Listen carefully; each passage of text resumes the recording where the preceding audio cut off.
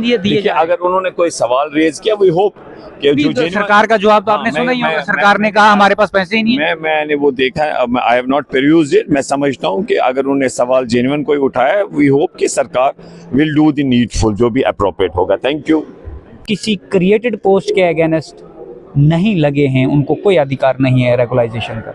एक bulk quantity में ये सरकार, कांग्रेस सरकार ने लगाए हैं। अब अगली सरकारों के लिए, कल निजामुद्दीन भट्ट साहब ने भी बोला है कि ये लाइबिलिटी बन चुकी है इन सरकारों के लिए। अब सरकार के पास है कि फैटर्निटी लीव, जो ये मैटरनिटी लीव है उसकी, वो लीव तक नहीं उसको मिल रही, टेम्परेरी एम्प्लॉय, वेजेस नहीं। दोस्तों, मैं Mohammad Khalid, the strong signal में आपका स्वागत है। दोस्तों, इस वक्त हम असेंबली हॉल में बैठे और हमारे साथ अरफान हफीज़ लोन साहब कॉन्स्टिट्यूंसी वागोरा से हैं। इनसे बातचीत करते हैं, कांग्रेस पार्टी से ताल्लुक़ रखते हैं। जो असेंबली के अंदर आज तक क्या चीज़ें हुई, क्या होनी चाहिए थी, और बाकी सारी बातें, ये बातचीत करने के लिए हमारे साथ हैं। अस्सलाम वालेकुम। वालेकुम सलाम, शुक्रिया आपका, बहुत बहुत शुक्रिया जी। अरफान साहब, बजट सेशन चल रहा है, क्या समझ आया आपको बजट सेशन? देखिए, हम समझते हैं चाहे पार्लियामेंट हो या असेंबलीज हो, इसका एक बहुत अहम रोल रहता है आवाम के मुतल्लिक।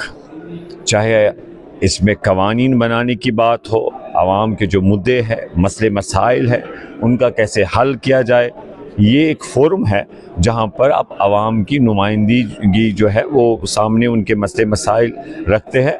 तो मैं समझता हूँ कि आज की डेट में जिस तरीके से मौजूदा हालात है, बहुत किया जा रहा है। ये एक बहुत ही एम्पावर्ड असेंबली थी।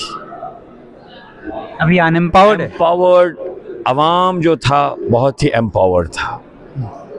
अभी स्टेट से यूटी बनाने के बाद उन्होंने इस असेंबली को डिसएम्पावर काफ़ी हद तक किया है, जो कि अवामुन नास के मुफाद में नहीं है। आज आपको जो फ्रीडम ऑफ स्पीच है, बात करने का अधिकार नहीं है। जो ही आप बात करते हैं, आपके पीछे पकड़ दकड़ शुरू हो जाती है। आप जब भी आज बात को ऐवान के सामने रखते हैं, आप देखेंगे कि उसमें आप जब सवाल पूछते हैं कि बेरोज़गारी बढ़ रही है, महंगाई बढ़ रही है, विदेश नीति पे आप बात करिए, जवाब दीजिए।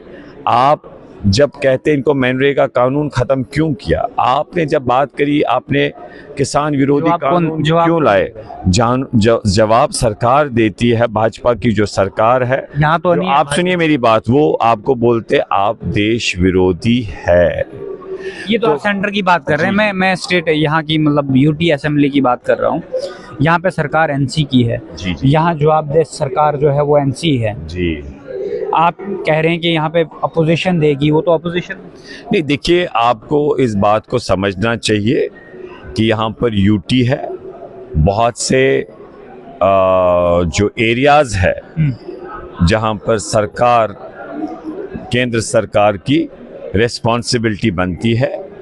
जैसे हमारे एसपीओज है, उनकी रेगुलराइजेशन या उनके जेन्युइन इशू का रिड्रेसल जो है होम डिपार्टमेंट, वो केंद्र सरकार को ही देखना है। ठीक इसी तरीके से हम ये कहना चाहते हैं कि जो हमारे आर्जी मुलाजमीन हैं, डेली वेजर्स है, कैजुअल लेबर से, हम चाहते हैं उनके मसले मसाइल हल हो। जेन्युइन बात है, हम उनकी आवाज़ के साथ है और इस सरकार को जवाबदेह बनाएंगे, बिजली के हवाले से भी, राशन के और गैस सिलेंडर्स के हवाले से भी। अरफान साहब, आप सुनिए मेरी बात, लेकिन हमारा एक महत्वपूर्ण सवाल है बीजेपी वालों से कि यहाँ पर 2019 के बाद इतने सालों आपका प्रशासन रहा, डायरेक्ट केंद्र के कंट्रोल में रहा, तो इतने सालों में आपने इन आर्जी मुलाजमीन का, इन एसपीओज का क्यों नहीं मसला हल किया? एक जायज़ सवाल है, ये इन लोगों से आप सवाल पूछते हैं। बाकी जो आज की सरकार है, अभी तो कह दिया, लेकिन आप 1.5 साल हो जा रहा है।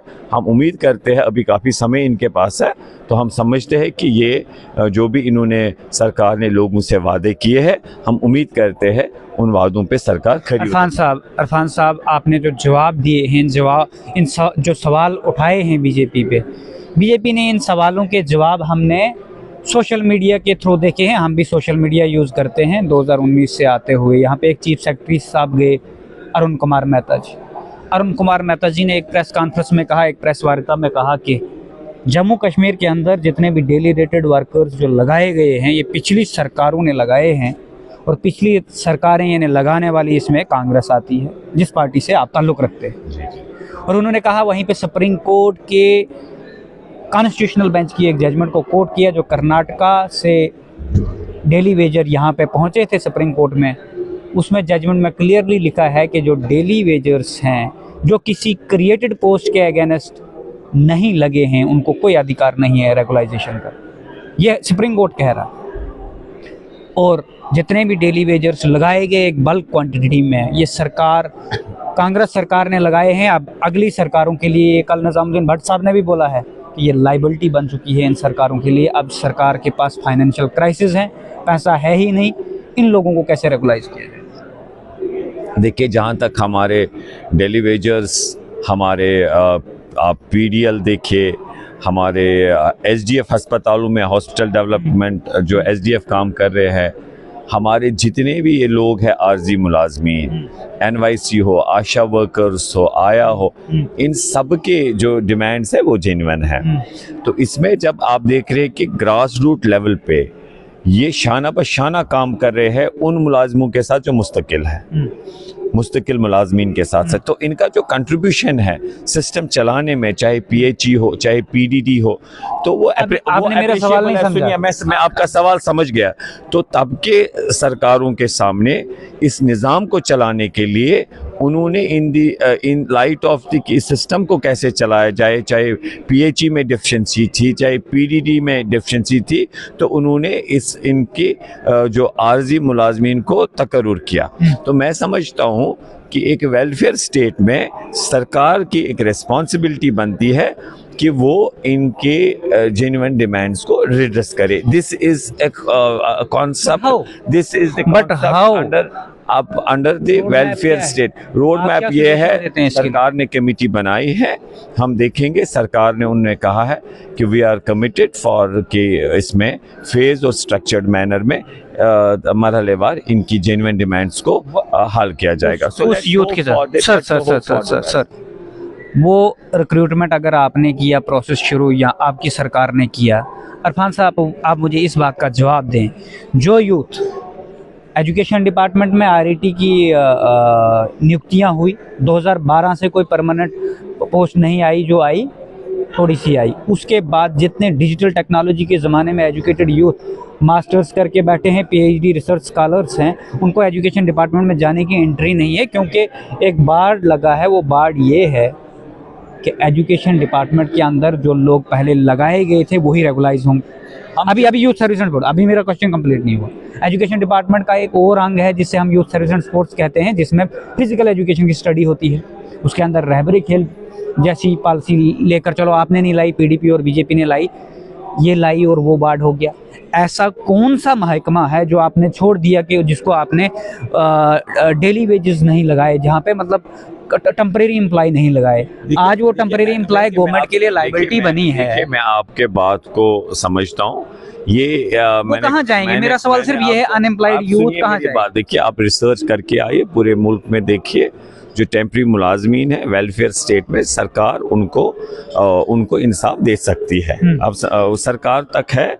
अगर ऑनरेबल सुप्रीम कोर्ट ने, with due respect for honourable supreme court, I have not gone through the what is the exact judgement, I am not right now aware about it, with due respect for the supreme court, लेकिन जो honourable supreme court ने जो बात रखी, लेकिन उसके बावजूद अगर सरकार चाहेगी वो इन लोगों को की जो जेन्युइन डिमांड हो, जो पॉसिबल और परमिसिबल हो, वो रिड्रेस कर सकती है। जहाँ तक आपने कहा जो रेगुलराइजेशन होगी उससे जो बाकी लोग रुकेंगे, वो आपका जो कंसर्न है, मैं ये समझता हूँ कि इन लोगों को concern, that is constitutional guarantee under article 14 and 16। एक मैकेनिज्म ऐसा डिवाइस किया जाएगा, सरकार के पास है, सरकार एक ऐसी पॉलिसी डिवाइस करेगी कि जो बाकी भी बेरोजगार हमारे और उनकी जो सर्विसेज हमें जहां पर जरूरत है उनको भी यूटिलाइज करेंगे, और जो ये आर्जी मुलाजमीन है इनको भी कर सकते हैं। देर इज सरकार कर सकती है, सरकार कर सकती है। सर एक चीज अभी अंदर हाउस के अंदर एक क्वेश्चन पुट हुआ, शकुन परिहार ने किया। शकुन परिहार कहती है कि फैटर्निटी लीव जो ये आर्जी मुलाजमीन थे, यहीं पे बात आके रुकी है कि जो कोई लड़की एम्प्लॉय है वो शादी करेगी, उसके बाद बच्चा करेगी, तो जो फैटर्निटी मैटरनिटी लीव है उसकी, वो लीव तक नहीं उसको मिल रही, टेम्परेरी एम्प्लॉय वेजेस नहीं दिए। अगर उन्होंने कोई सवाल रेज किया, वी होप कि जो तो सरकार का जवाब तो आपने सुना ही होगा, सरकार ने कहा हमारे पास पैसे ही नहीं है। मैंने वो देखा है, आई हैव नॉट परयूज्ड इट। मैं समझता हूँ कि अगर उन्होंने सवाल जेन्युइन कोई उठाया है, वी होप कि सरकार विल डू द नीडफुल, जो भी अप्रोप्रिएट होगा। Thank you.